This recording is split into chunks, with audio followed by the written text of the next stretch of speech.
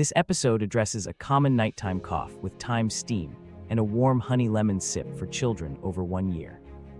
Thyme's ancient use and modern research suggest it can ease bronchial irritation when steeped as tea.